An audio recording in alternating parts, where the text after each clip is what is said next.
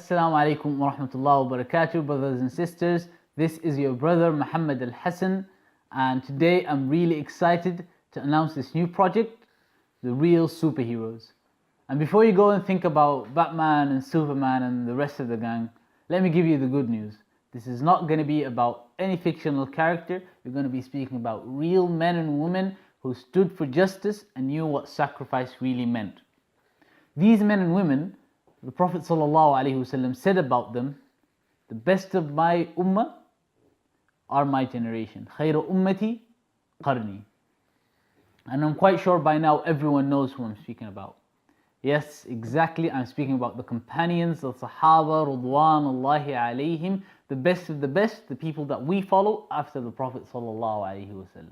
In this series, inshallah, we will pick one Sahabi or Sahabiya every week, and we will cover their story in its entirety, inshallah. And that will include their life before Islam, how they accepted Islam, what they accomplished as Muslims, and how their blessed lives ended. But that's not the end of it. Inshallah, after each story, we're going to derive benefits and lessons that we can apply in our lives in today's world. Because, brothers and sisters, we need real role models in our lives. And I honestly can't think of any better role models than the Sahaba Ridwanullahi alayhim. Because they are the people who were around the Prophet ﷺ. They are the people who received and understood this religion directly from the Prophet ﷺ.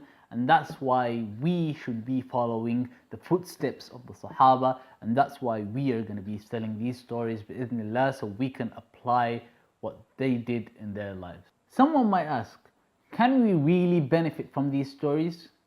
Well, let's consult the Quran about that. First of all, we find that the Quran tells the Prophet ﷺ to follow the madhab and the manhaj of the previous prophets.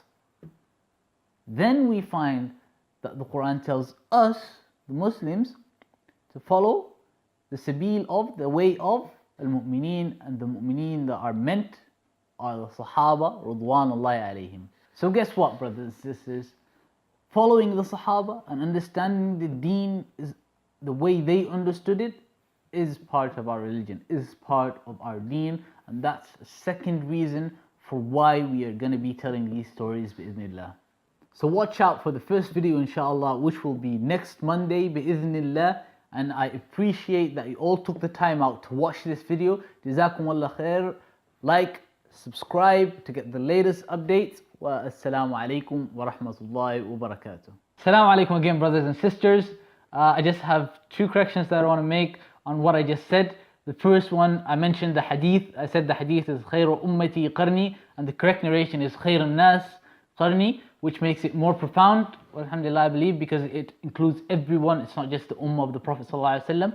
And the next correction that I want to make is that I said that the Prophet ﷺ was ordered to follow the manhaj and the madhab of the previous prophets, which was not correct. Also, it's only the manhaj, not the madhab, because the manhaj of all the previous prophets was Islam, worshipping one God, and the madhahib were different. They had different rules and different regulations for each prophet. Wassalamu alaikum wa rahmatullahi wa barakatuh.